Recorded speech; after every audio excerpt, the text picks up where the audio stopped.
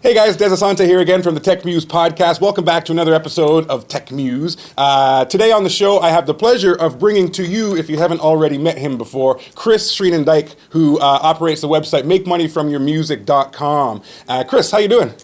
I'm doing great. How are you? Excellent. I can't complain. It's a little cold here. I'm just outside of Toronto myself. Yeah. Well, there you go, right? So I spent a lot of time in Toronto being a Canadian, and I used to actually live on the East End. I don't know if you know, what part of town do you live in? Well, I'm just outside of Oshawa, so, 40 minutes or so, 45 minutes or so away from Toronto.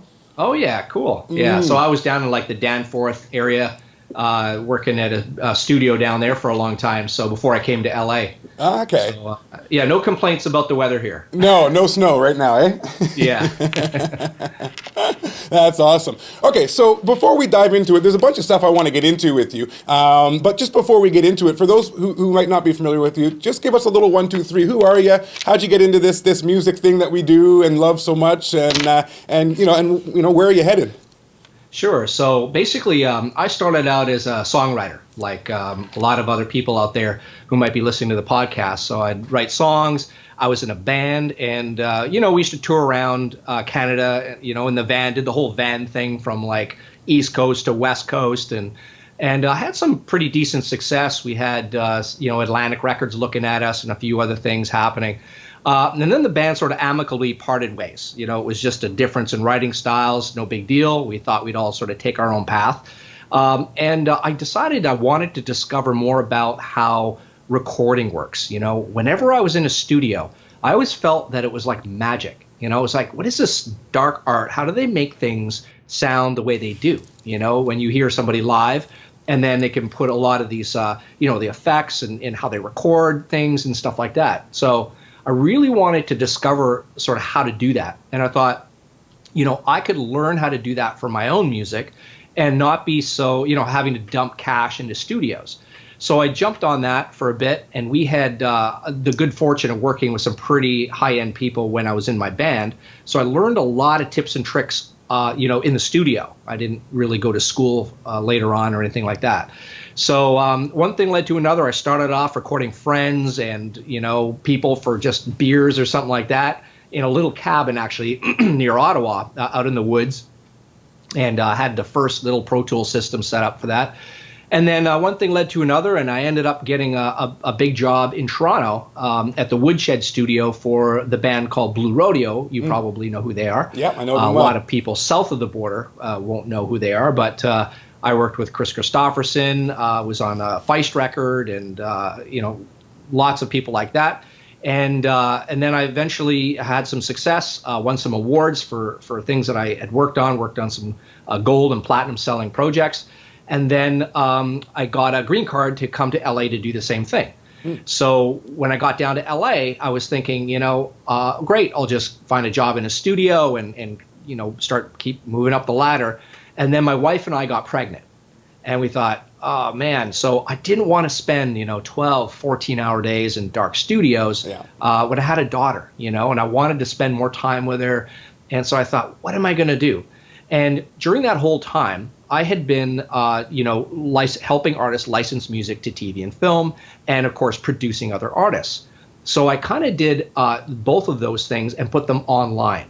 So I started off with my studio. So I got a bunch of world-class session players together and with award-winning engineers, and I started sundownsessionstudio.com and started just producing music for people from anywhere, from around the world. And the idea was you get world-class tracks for a fraction of the price that it would normally cost. So it'd be like an indie price that you get this great talent with, which was really hard to sort of do, and especially if you lived in a small town and you didn't have big studios or big producers nearby. And you're still running that? You're still running that business now? Yeah, it's going great. And we've been like the latest successes is I co-produced the first place finisher in the Broad Jam International Song Competition. I produced the second place finisher in that same competition. Won the UK songwriting contest in the electronic category with another artist. Got a guy in Ireland, Heavy Rotation. He won a Christmas song national competition. So there's a lot of people getting publishing deals and stuff like that. So, this has been great to kind of bring independent artists that sort of level, that they can get those type of results with. Right. And then the second thing was, while I was working in the studio, in the big studio, there were, the big artists would come in, right? And they'd have like labels and managers and agents pushing them along, helping them out. And so I'd come in, I'd do a record, I'd get paid great, and everyone's happy. And then the record went off and did something. Well, when indie artists came in, they would come in with their songs that were just as good and, much lower budget, but we'd work, blood, sweat, and tears we put into that.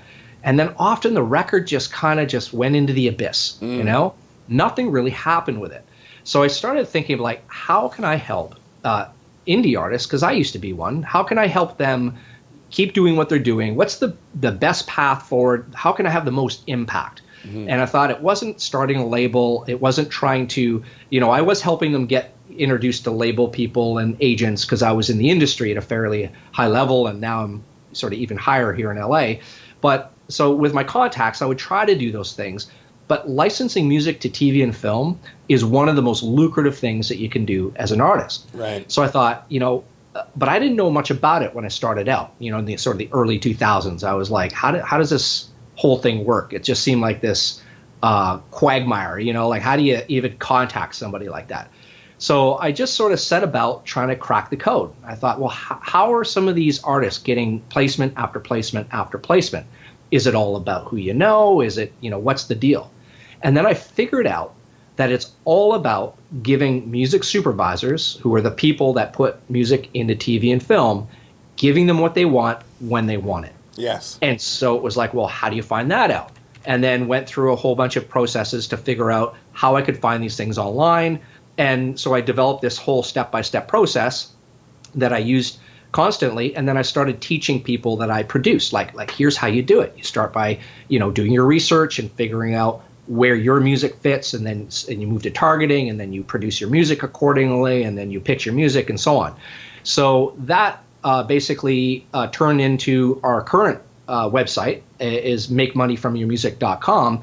And the whole idea is to teach anybody out there, just like I'm doing with my studio, recording indie artists from around the world and not just locally, is I'm not just teaching artists that I work with anymore. I'm actually teaching anybody who wants to kind of come on board. And we have a ton of free videos that I do on the site, and people can find out a lot of tips and tricks and exactly how to go about doing this. Excellent. Yeah. So you're, from the sounds of it, you're a man after my own heart, which is someone with a passion and a desire to help the DIY musician community to have some success. Because like you mentioned, there's a lot of really, really talented musicians, artists, songwriters out there that are creating or producing great content, and they just don't know what to do from there. And they don't end up experiencing the success that they could otherwise be enjoying, And I mean, exactly. that's the primary motivation behind why I do this show. It goes out to YouTube and to all the podcast directories so people can have a listen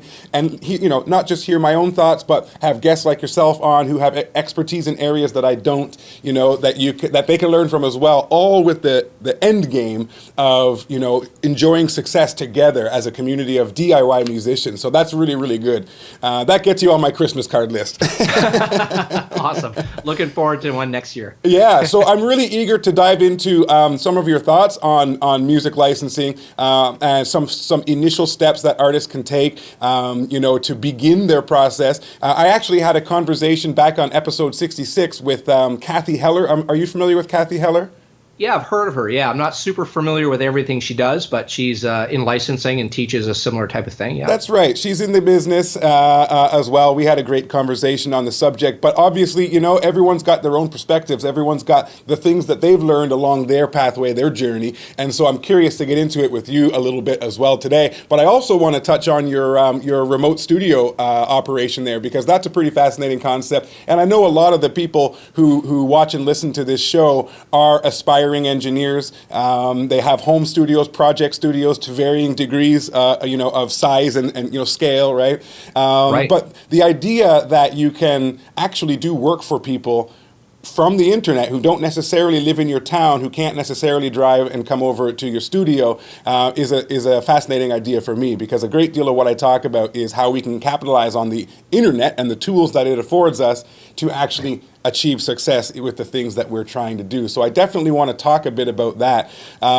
Let's start there, actually. So let's assume that somebody has a project studio, a reasonably good quality project studio. Let's say their engineering chops are pretty good. Let's say they have a few friends that are talented musicians that they could call upon, perhaps to lay a guitar part down, a bass line, a drum line, et cetera, et cetera. What would be a good point of departure? What would be a good sort of first step for that type of person to begin to think about, how do I start to get business into my studio using the internet, using this remote concept that you're doing yourself, actually, with your business? Right. So the first thing that I think that people that want to do that should think about is a lot like pretty much anything else. If you're put yourself in the shoes of the artist, right? So you're looking for something, you're looking to record online. It's the same thing when you're trying to buy anything, in life. You go to the place that you're familiar with. You go to the place that you trust. You go to the place that can deliver, right? Mm-hmm. Whether it's anything from your mechanic to shopping on Amazon, right? You go straight to Amazon. You don't go to somewhere else. Maybe you go to Best Buy, whatever it is. As an online studio, you need to separate yourself out from everyone else, right? So you don't want to just be, everyone's got a home studio, right? And that's it goes from like, real beginners who are just discovering like maybe GarageBand, and they're doing these little demos for themselves and grabbing loops and doing stuff, all the way to major project studios in like Berlin or LA or New York, where you got top producers working with some of the top artists, right? And they're just project studios. So, everyone else is sort of in between those two parentheses.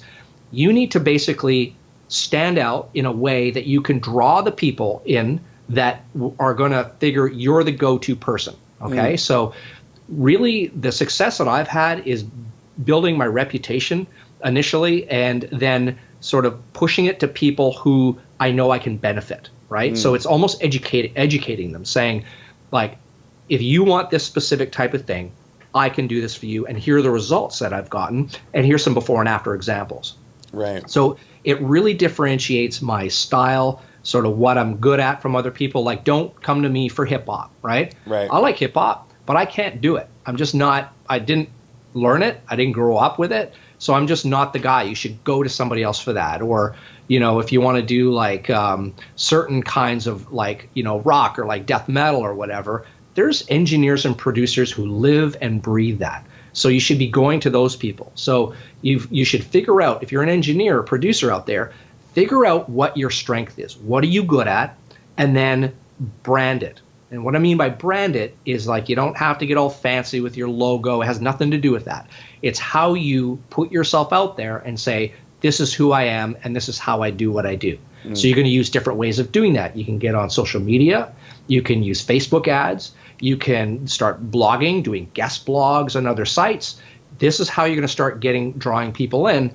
And don't forget, the beauty of recording is that you're going to get return clients, right? So you're going to do a song for them, and then they're going to come back to you. If they like what you do, you're going to keep getting them. They might do a whole record with you, and it doesn't take much. If you have, 6 to 10 clients in a month, right, whether it's doing a single or doing an album, and you make sure that your profit margin is good enough, that it's set to the correct amount, you're going to be laughing. And it's the future. Like, more and more people are cluing in, artists are cluing into the idea of getting online and recording online. Yeah. And Yeah, that's great. So just to recap, you're suggesting that an important point of departure, if someone was going to embark on an endeavor like this, is to niche down a little bit. Is oftentimes the phrase that's used, right? Yeah. It's interesting. There's another girl who I've been actually meaning to have a conversation with on the show. Her name's Leah, and another Canadian girl, actually. And she is a successful full-time musician, mother of 6, who doesn't tour. And she, are you talking about Leah McHenry? Yes. Yeah, she's awesome. Yeah, you know who I'm talking about, right? Yeah. And she, I believe the real strength in her business model is the fact that she's extremely niched. You know, she's Right. got this Celtic metal harp type sound. And I mean, not much competition in that niche, right? Yeah. So yeah, I think Yeah. it's a great point that you make. That's I mean, for any business, really, to be honest, it's a great place to start. And once you've really found that niche, then, you know, from there, as that ball starts to get rolling, you can feel free to expand outside of that a little bit if you choose to. But I think that's excellent advice. I appreciate you saying that. Yeah. Yeah, and you know, Dezz, like these are like marketing 101 things, as you know, right? So, but the trick is applying it to, like, artists and producers and engineers are not really well versed in marketing, Right. you know, and let alone marketing online. So the whole idea of being a big fish in a small pond is actually cool. Right. You know, if you're trying to talk to everybody, you're talking to nobody. Yeah. If you're trying to please everybody, you're pleasing nobody. You Yeah. know, it's get your strength, focus on those exact people, that particular niche, and really go for it and develop it and grow it, and you can keep scaling it, you know, as you go. Yeah, absolutely. That's excellent. And like I say, these days, I mean, with not just the technologies that we have at our disposal, but the free flowing information that is everywhere, there's really no excuse anymore. Right. Exactly. Yeah. And the biggest roadblock is convincing artists that this is the wave of the future, right? A lot of them have a hard time wrapping their head around, like, how does that work? You know, I get asked all the time, how do I record virtually with you? How does that work? Mm-hmm. And then I have to explain it to them. Yeah. But it's becoming more and more common, you know, in the last year, it just seems to be, there's a lot more people out there who are just committing to it because they're getting great results for less money than going to their local studio, even if it's not a big studio. And then they get to work with people who are like world class for the same amount of money. Yeah, right? exactly. And I mean, it's a godsend for songwriters too that don't necessarily play. You know, they write beautiful melodies, beautiful lyrics, and they need players. They need the hired guns, I suppose you could call them, to put it all together so that they have an opportunity to perhaps shop it to a music supervisor or whatnot, which is what I kind of want to get into next with you here. Because I know that that's an area of expertise for you. But yeah, so no, I appreciate that because, like I say, I didn't know you did that. I wasn't aware of that, and that's great that we got to touch on that a little because I know a lot of people that listen to this show, they have their studios, they've got their chops, they listen to guys like me and colleagues of mine, Graham Cochran, Joe Gilder, friends of mine online, you know, that talk about the same kind of stuff, and they're all learning. But now it's like, well, what do I do with it? How do I pay a bill with this? You know, right? How do I put some food in the fridge and maybe even a can of beer or two in there? Right. Yeah, right. Yeah, and that, like you were saying earlier, you know, it's about helping the indie artists because I got into this as a musician and then got into recording because it fascinated me. But there's no end to the talent. Like I hear, you know, I get lots of music sent to me. And, you know, there's some good stuff and there's not, you know, it varies, right, in terms of the quality. Mm-hmm. But in general, every song that I get, every one, whether it has one or a lot of hooks and amazing things in it or really well written, the talent out there is crazy.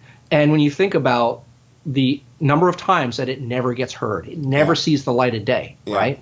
And that's a real motivator for me. It's like discovering something that I know if it was done right could be a hit. It could win a Grammy. Right. You know? Yeah. Yeah, and like I say, there's a lot of it coming out now because, as you mentioned earlier, everyone and their dog has a home studio these days to some degree or another. So if you got somebody, excuse me, my alarm's going off here. If I can figure out how to turn it off, there we go. It's a great thing that you do there. Now, do your two businesses overlap a little bit? Do you find yourself producing music for people and then, oh, hey, I love this. This would be perfect for this over here, and kind of getting into the licensing thing with these artists as well? I have just started doing that. In fact, I'm about to start in, I think, March. I'm going to do a separate studio version that is really, really targeted towards licensing. Right? Because there's a different way of approaching production, a different way of approaching songwriting, and so on when you're trying to license. Now, you can license as an artist. You don't have to write for licensing. You can be an artist and license, and you know, I can totally show people how to do that. But it's funny you should ask because I was just starting to think about that as like, you know, I really want to start focusing on that. And again, using that idea of appealing to a niche or appealing to a group. I don't want to take my Sundown Session studio Songwriter.com site, and then move a part of it over to licensing and then a part of it over to something else, right? Right. I want to create a studio and really target licensing. And so that's what I'm going to do. So all the keywords in my site and everything is going to be directed towards, do you want to get music into TV and film? We can help you do that because, we have the experience basically. Yeah, I think that would be a fantastic service because like I was hinting at earlier, I mean, there's a lot of talented songwriters that aren't necessarily instrumentalists and whatnot, or let alone, home studio engineers, recording engineers, right? Totally. And I think that that's going to be an extremely valuable service. I wish you great success with that. Thank you. Thank you. So on the subject of licensing, because that's really what I wanted to dig into with you today, because I think it's something that's beginning to be talked about a little bit more in the sort of, DIY music space.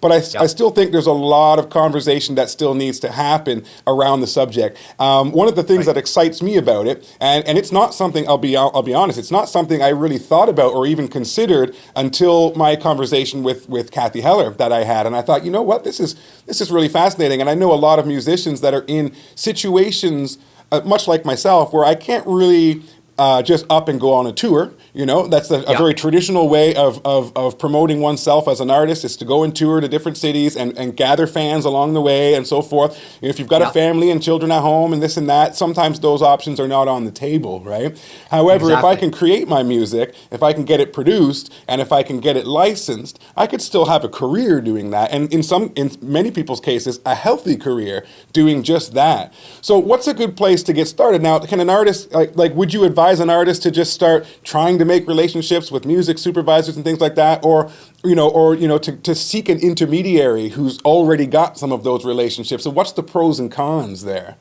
Right. Okay. Well, yeah. And just quickly before I talk about that, to touch on what you're saying about making a living. So one of the recent bigger syncs that I got for somebody was for $30,000, right, for the season finale of a TV show. Now, if you got 3 of those in 1 year, you'd be making almost $100,000, right, a year. So, those are that's the kind of stuff that can happen if you do it right. Now, really what happens is that most musicians, they use a shotgun approach, right? So they produce their music just like they would normally do as an artist. Then they upload it to SoundCloud and they upload it to these libraries, these licensing libraries sometimes, or other places you can do it. Some places you can pay to submit and so on. They do all of this stuff. And some of them are great. Some of the libraries and places to submit are great, but there's a lot of them out there who aren't doing anything. So basically your song goes up there, the artist hopes that someone's going to stumble across it, and all you get is crickets, right? So the way to go about it and how you need to start is you need to identify, in the same way we were talking about niching down, as a business or whatever, and figuring out what it is, you want to discover where your music fits and what show it fits in and what movie and ad type it can fit into. Now, I generally sort of focus on television to begin with, because things like movies are trickier to get in because normally it's hard to find out what they want ahead of time. Now, there are ways of doing that. And then ads are also very difficult because there's an extra process where if you're doing an ad, you're going for an ad, you get the music supervisor that says, wow, love your song, it'll be great. The ad agency does a temp ad, but then it goes back to the brand. It goes back to the company who have their own team. Right. And they look at that and they say, and it goes through another vetting process and they want changes, this and that and the other thing. Out of the 300 songs, they might pick another one, then it goes back to the ad agency and it goes back and forth, back and forth. With television, it's a lot more direct, right? You got a music supervisor. Generally, they're on a deadline. Decisions are made quicker. And there's how many channels does cable have multiplied by how many countries that it's in? Yeah. And those are going on 24 hours. There's so much demand for music. So starting out with television, I think is such a great idea. Now, in terms of what you asked about relationships, how do you get going with that? And how do you connect with the people who can make it happen? One way of going about it is that you can go after people who have relationships with the music supervisors, okay? But you're going to be paying basically, part of the sync fee to them, and you're not going to get all the credit due to you because they're the ones who are shopping the music for you. So you're basically bolstering their reputation, not your reputation, right? So because they're the middleman. So what we do, what I do on the site and teach people, and then we have a course, like a paid course for people who want to like really go hardcore with it. I actually introduce them to top music supervisors. So the whole idea is to get their foot in the door so they have a relationship with them, because that is key, right? So you want to be able to, you can do all the right steps and get into that top 5%, but how do you connect when you're starting out? How do you connect with those music supervisors? Right. And a lot of it comes down to reputation, right? So if you had a song that got synced here and you got another one synced there, you can like cold call people and say, hey, it's so-and-so, I blah, blah. I got my music in here, and I just, I have this other song, and I thought it would be great for your particular, you do your homework, you figure out what they want. Yeah. And then you say, that's, I think I can help you with this. Now, I think that is really the key, is getting those relationships. So that's what I figured out. That's really the end game. So what I do is I teach people sort of to go from the very beginning and how to target your music, how to produce it correctly. If you're writing for licensing, how to write for licensing, or if you're an artist, how to target the right show, like figure out what production, movie or ad type or TV show that uses your kind of music. And once you figure that out, you know who to hit, right? Right. And then you find out who, you just go to imdb.com, find out who the music supervisor is, and then that's how you target it. And in our course, people basically do all of these steps, and we're actually coming up on our first, big panel coming up for this course, the one that we're running right now. They're about to pitch to our panel of music supervisors. So they get to introduce themselves. It's not like they get a song review or send your song in, here's an opportunity. It's like, hey, how you doing? I'm so-and-so, this is what I do. And they converse with them. Then the person actually has heard their music and then reviews it. And they already have this thing where they can email them later and say, hey, I met you through Art of the Song Pitch. That's our course. I've got this other thing going on, blah, blah, blah. And that's how you start, it's those relationships. And you develop by doing it yourself with music supervisors instead of going through a middleman, is that you essentially build your own reputation. Right. So you're the one who carries all of the feathers in your cap and not the person who's shopping you, right?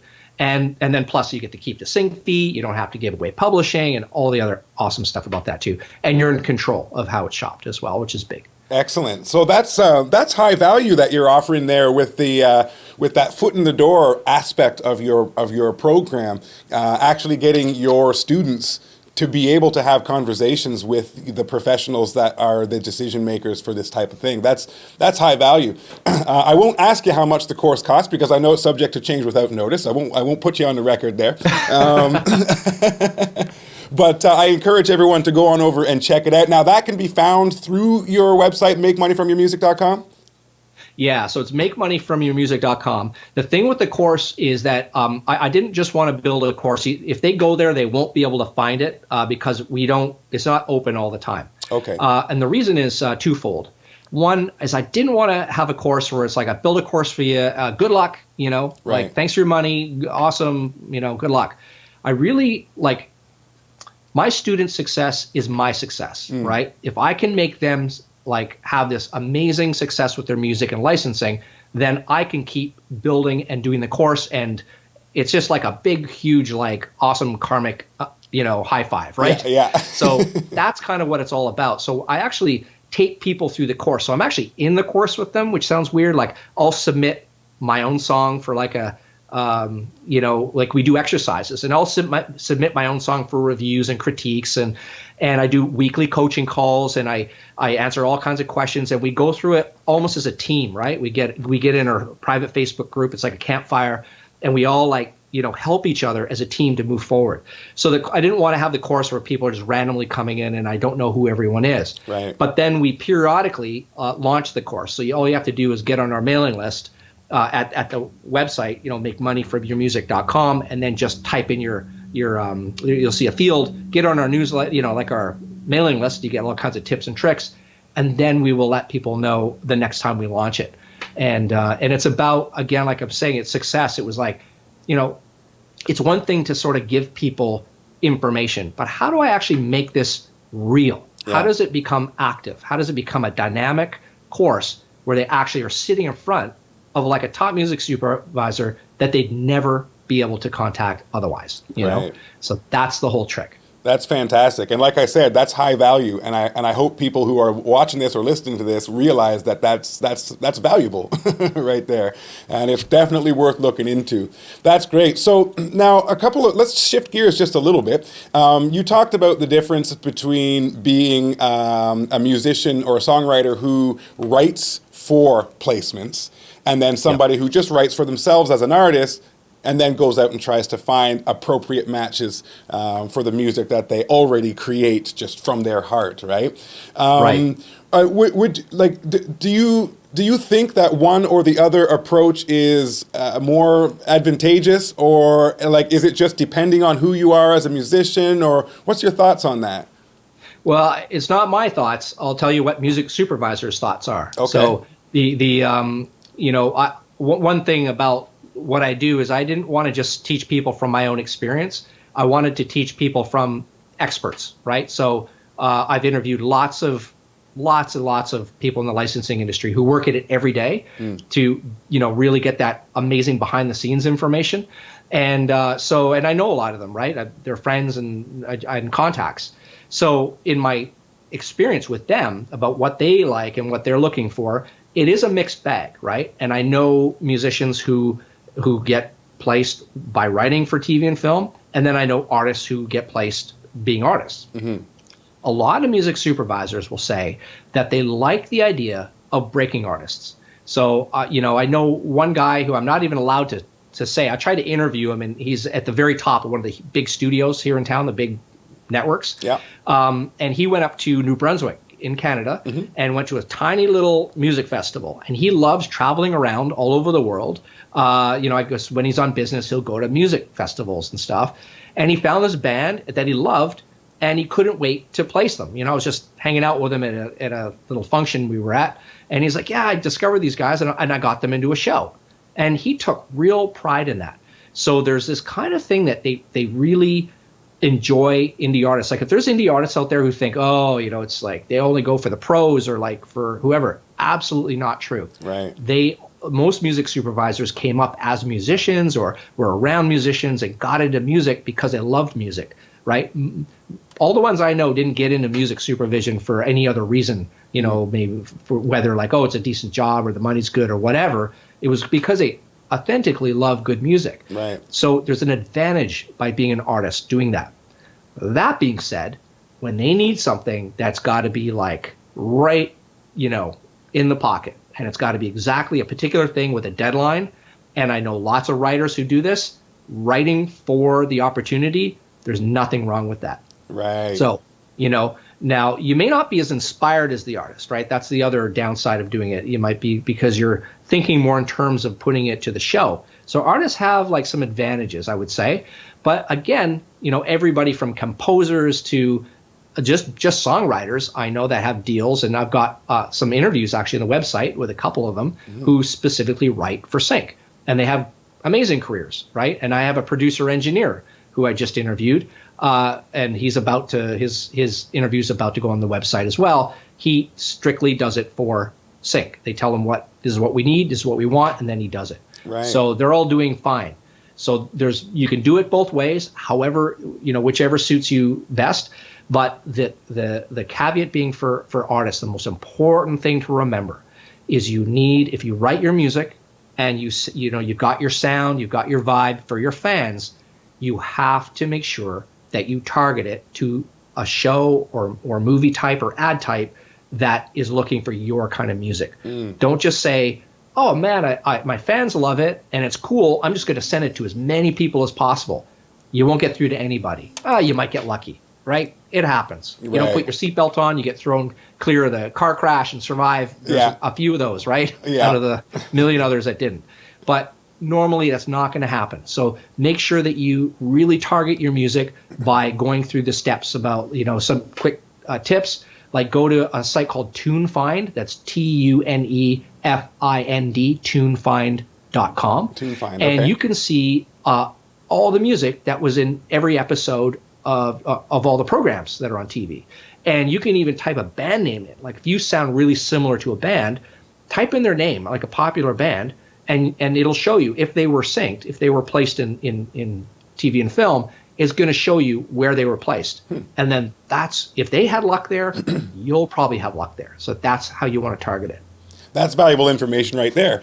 Tune find. Okay, so the other thing I'm curious about is are there places where we as songwriters and musicians can go to find opportunities? Like, are there sites out there that's, where music supervisors go and say, hey, we're looking for something that matches these criteria, feel free to submit. Are there places like that we can go to?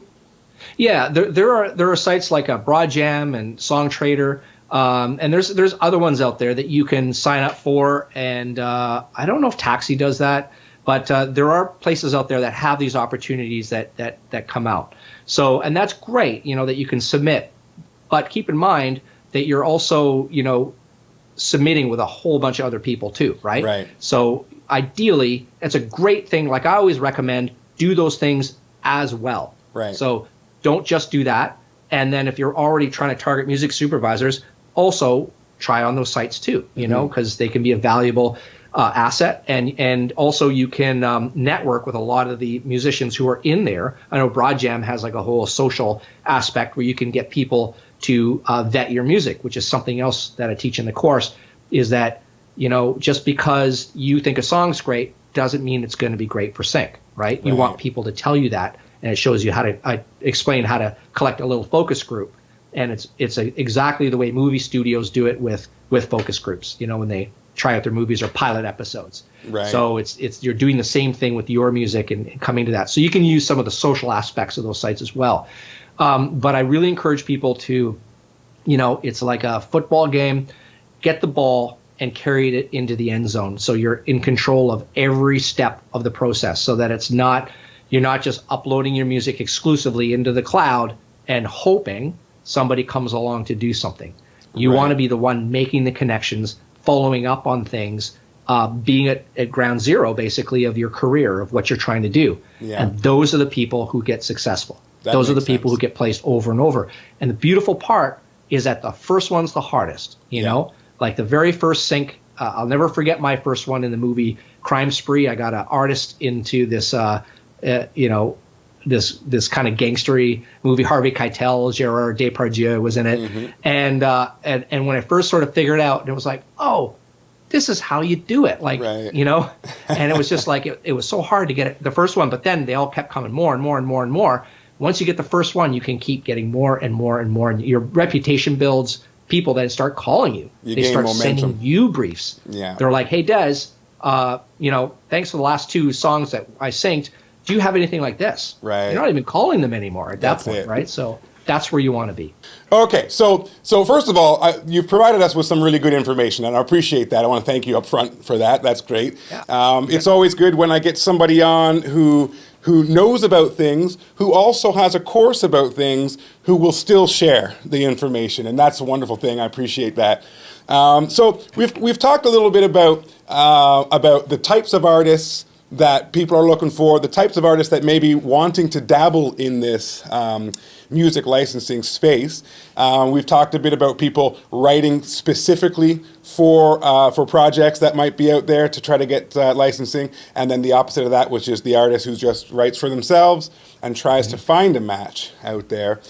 We talked a little bit about some places where you can go to do some research, and obviously we talked about makemoneyfromyourmusic.com, where people can go to learn much more about this subject. I think it's great what you're doing, and like I say, I wasn't until recently even hip to the idea of licensing. I mean, I was aware of it on the periphery. I knew it happened, right? There's music. You turn on the TV, there's music there, right? So it happened. But I never considered the fact that, especially, I mean, I even know some artists who are amazing songwriters, but they're kind of introverts. They don't like to go out and perform and whatnot. And this would be an amazing opportunity for an artist like that to still make a career with their music instead of just the hobby, strumming and humming on the couch, Absolutely. Yeah, I think that's fantastic. And again, too, one of the I don't know if you've checked out previous episodes of Techmuze, but I mean we talk about 2 primary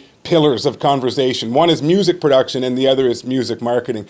And when we're talking about music marketing, I mean, I often come from the perspective of what can be done online, what can be done if you can't tour, what can be done if you're not, 17 years old and have all the time in the world to jump in a van with your buddies smelling like body odor and not everyone's in that situation and not everyone wants to be in that situation. And so this is just another opportunity that people could potentially take advantage of if indeed they're not going to jump into tour bus, whether they want to or are not able to or what have you. This is a great way for people to actually monetize their hobby.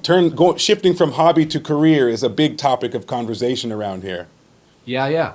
Well, and the big thing too is, don't forget, you get an upfront sync fee, right? When you get into when you get your music placed, and then you get royalties on the back end, right? Tell me about that. Yeah.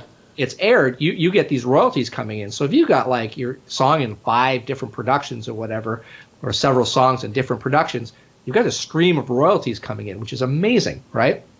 And the other really cool thing, a sort of side benefit for artists, and I know in a couple who have blown this, they have to be very careful, is when you get your music into a show that has like 5 million, 10 million viewers or something, if your song is like in a spot where it comes out and they picked you because they really thought your song's great and they thought it was a great spot for it, people are going to be Shazamming that right away when they hear it. They're going to be like, who is this, right? And they're going to be trying to check out who you are, and you're going to get this spike of hits on your website and all the streaming places. So make sure that your music is online ready to buy, right? Or stream or whatever, because you'll also get a huge amount of exposure and get a bunch of new fans that way. So that's great for artists, is the exposure. You don't have to tour.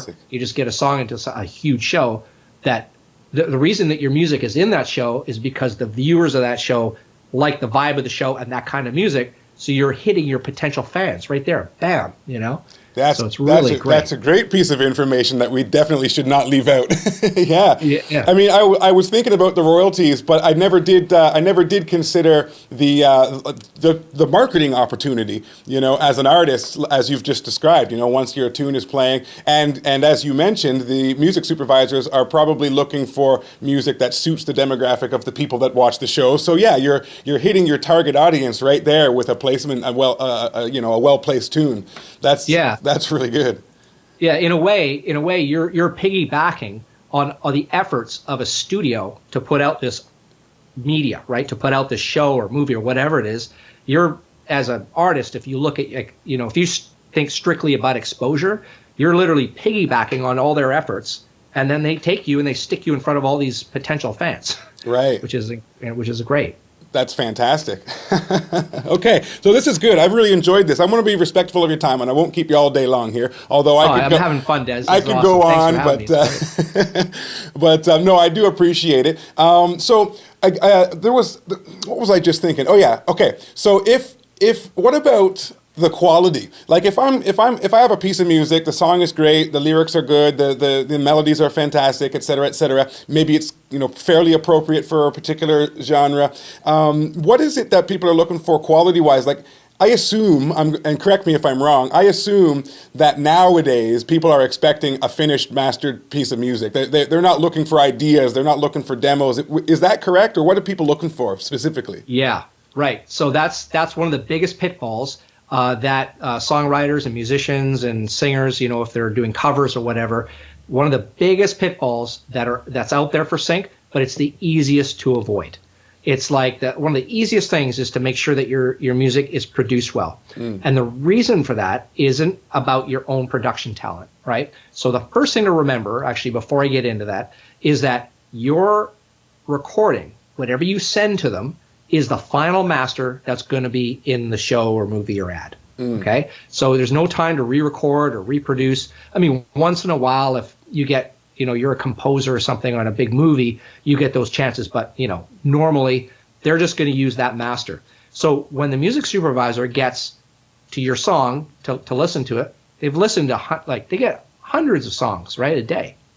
So when they basically go and they decide, okay, I'm going to listen to this song, when they hit play, if it doesn't sound as good as everything else that's getting into TV and film, they won't even get to the first chorus. Right. Even if the song's amazing, they just won't do it because they can't put it on the air if it's subpar, right? Right. So your production doesn't have to be 99% of the way there, but it's got to be 90, right? It's got to be up there. And the best test is to take your song, your master, and put it in a playlist with other artists who are popular, have been synced, or they're popular on Pandora or Spotify, whatever. Put your song in the same playlist as theirs and listen to see if the production stands up, right? If it does, you're golden. Right. If it doesn't, go back and don't submit it yet and do it right. Now, to go back to what I started talking about, how do you do that? Avoid this pitfall. Is it's really easy, and I'm not going to sit here and exclusively promote my online studio and stuff. There's other producers out there. There's other people you can hit online. There's amazingly talented people that you can do most of what you do online. Now, if you're a jazz band, you can't do that, right? You've got to be in the same room and playing together. But if you're doing most every other kind of music, you can outsource so much of that to real pros online, your local studio, or just, some of you out there are awesome in the home studio. You don't even need to listen to this, right? Because you just rock. And so ignore what I'm saying. Just keep doing what you're doing. But most people in home studios don't have the experience. Even if they have the ideas, they don't have the experience of putting together pieces of a song. A great example, I got two little quick stories for you about that. Yeah. One, when I first started out in the big studios, right? When I was first in there, I was a good engineer, right? So I got the job because I was good, but I wasn't great, right? So, I wasn't one of the greats. And I would work on projects where, a producer and their engineer would come in and I'd be the assistant engineer on it. And this engineer who'd been doing it like 20, 30 years would walk over to the same gear I use every single day. And, his or her hand would fly around on the gear and bam, a sound from heaven. Yeah. And I was thinking, how do they do that, right? and how they do it so fast. It takes me 2 hours to kind of get that. And then, of course, as I kept working and doing it, it's like that 10,000 hour thing. Yeah. You just get better and better and better and better. So if you work in a home studio, if I like to say, suck till you don't, meaning that keep sucking and keep, being bad means that you're trying, and then soon enough you won't. You'll be great. Yeah. And until you get to the great part, hire someone else in the meantime if you have opportunities, because you're going to blow it on a subpar production on something. And the worst part is that the music supervisor may not ever listen to anything from you again because you kind of, you didn't do your job, right? That your job is to give them something that's a candidate for what they can use. And if your production isn't there, they may not ever want to, if they remember who you are, they may not want to they'll just skip your email kind of thing. Yeah, yeah. So that's super critical. Yeah, very good. And like you mentioned, there's a bit of a reputation game going on, which is one of the value adds to the program that you run with your students. It's that get your foot in the door with the best presentation that you are capable of, so that you can begin to establish that rapport and relationship, with the people that hopefully you can do business with. And I think you make a good point, is that if you're not quite there yet, don't submit it. Yeah. And, Dezz, in the cool thing that I'm really enjoying about the course is that I'm the gatekeeper, right? So nobody gets through the course to pitch to these music supervisors. My reputation relies on this too. So everything that's pitched to them in my course has to be up to a certain standard, right? So when I go through the course with everybody, I'm there to help them, right? I'm there to help them. Like I gave them like super deep discounts on my online studio if they couldn't afford to do some stuff. I recommend other people they can work with. I'm there to help make sure things go so that when we're all getting ready to pitch our music to these music supervisors, I mean, I'm not pitching, but I feel like a part of the team. Then we've already gone through this course, and a lot of it's cheerleading. I got a little tough love in there, but the bottom line is that it makes sure that the quality of everything's targeted and it's written for the opportunity, and the production is right, and we vetted it. We've used each other as a team to kind of help each other with our mixes and make sure things are really hitting the bullseye. And then when we pitch it, music supervisors are like, wow, what a class, and that's where you want to be. Yeah, you want to be that's get that wow fantastic. factor.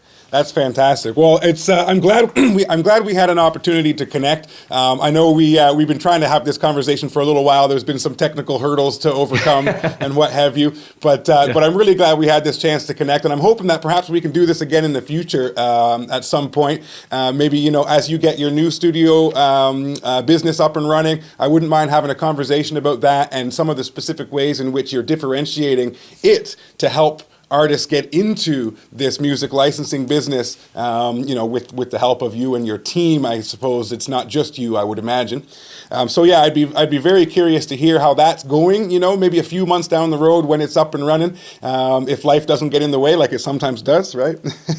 Yeah, absolutely. But before I cut you loose, as I mentioned, most of the audience that listens to me, I would assume, are DIY musicians, aspiring audio engineers, and that are aspiring to do something in the industry. Whether that's have bands over to record, whether that's get their music into TV and film, whether it's to go out on tour or whatnot. But in general, and I'm putting you on the spot a little bit here, so I apologize. But in general, to just the aspiring musician, who's already honed their craft and continues to do so, who has skills and something to offer, who is thinking about trying to get some bills paid with that. What's some general advice you might give to that type of person? Some general advice. Well, I'll tell you what. For those who have hung on through the whole episode here, the podcast, I'll give you a little bit of a window into what I teach in the course. So I'm not going to give you general advice because there's lots of that online. All right, lots of general advice out there. I'll tell you exactly what you need to do to get your music into TV and film very quickly. Perfect. So here are the steps. Okay, the first step, and I'll try to run through each one very fast. The first step is doing your research, as I mentioned before, figuring out where your music fits. What show is it going to fit in? If you're an artist, and if you write for TV and film, what do you want to write? What kind of thing do you want to write for? And if you were going to write a song in that vein, what would it be like? Like, how are you going to go about doing that? So that's the first thing to do, is get your research, figure out what you're going to target. Then in the targeting phase, you're going to figure out who you need to send your music to, who works on those types of things, right? So who's the music supervisor on that show? You can go to imdb.com and find that out. And in the first step, you can use, as I mentioned before, tunefind.com. And then as you get through that second step, it comes to writing. So you're going to start writing your music.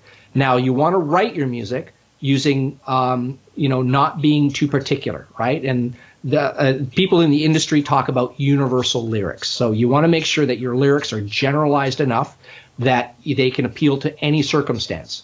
And that's super important, right? And a little trick that I use when I'm writing is I use sort of the 7 root stories of the plot, right? There's, the going out and coming back. There's fighting the monster. There's 7 root stories that every plot generally falls into.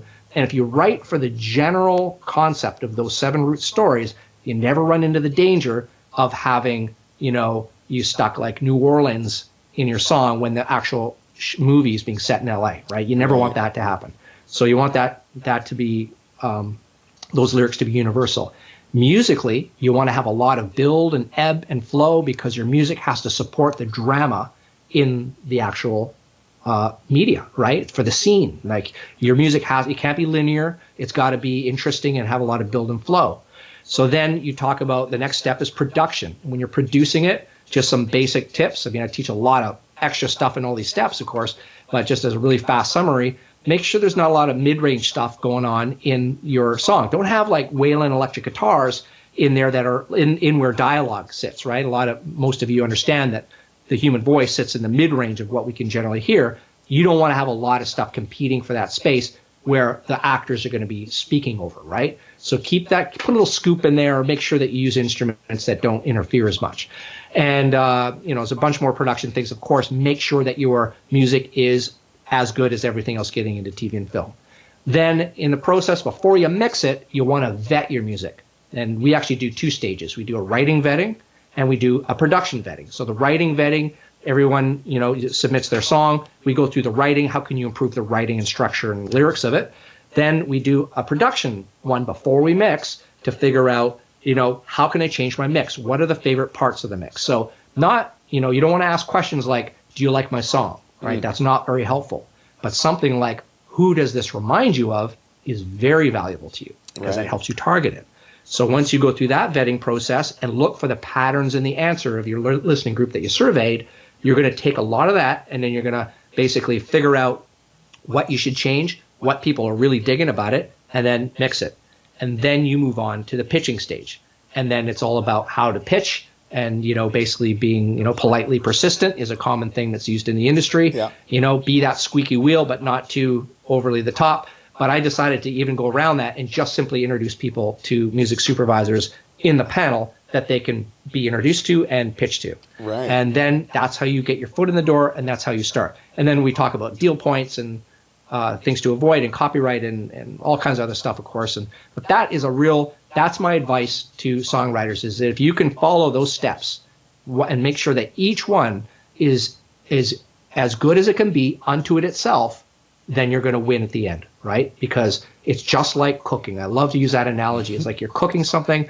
If you're doing like a coq au vin or something, for anybody who's into more than craft dinner, is like each part of it, like the way you do the onions, the way you do each segment of it has to be great unto it itself. And together, the whole becomes greater than the sum of its parts. And that's where you want to be. And each one is a link in the chain, and make sure that none of those links is weak. Otherwise, your chain will break. Absolutely. So that's my a little more involved advice, but that's really the steps you need to take to really rock it at licensing. Boom. We could have left the whole first part of this conversation out. That's gold nuggets right there, my friend. I appreciate that. Well, feel free to edit it and throw it in the beginning if you want to. No, we'll keep it. That's excellent. And I think anybody listening or watching this can hopefully, rewind it if you didn't, take some notes, write those steps down, and just go ahead and pursue it. Try these things out, because, like I say, there are people out there who are making very, very healthy livings. They have very successful careers that are the most successful musicians you've never heard of, kind of thing, because they're getting their music out there, and other people are using it in their media, in their content, and they're reaping the financial rewards. That's fantastic. So Chris Shreenan-Dyck, give everyone one more time a reminder where they can find more about you and what you do. Sure. So basically, if you want to find out more about, how to get your music into TV and film, just go to our site, makemoneyfromyourmusic.com. That's makemoneyfromyourmusic.com. And just sign up to our mailing list, and you'll get like these videos every week. I do a video talking a lot about what I talked about here, but more detailed and a little bit more in depth in terms of like how it's going to, really help you and get you to where you want to go. So. Absolutely. That's great. Once again, I appreciate you taking the time to hang out with me and my people out on the internet. And like I said earlier, hopefully we can keep this conversation rolling and maybe get back together online here and have another update conversation when you get this new leg of your business up and running. I'm curious to hear how that turns out. So once again, Thanks, Chris, and hopefully we can talk again soon. That'd be awesome, Dezz. Thanks so much for having me. My pleasure.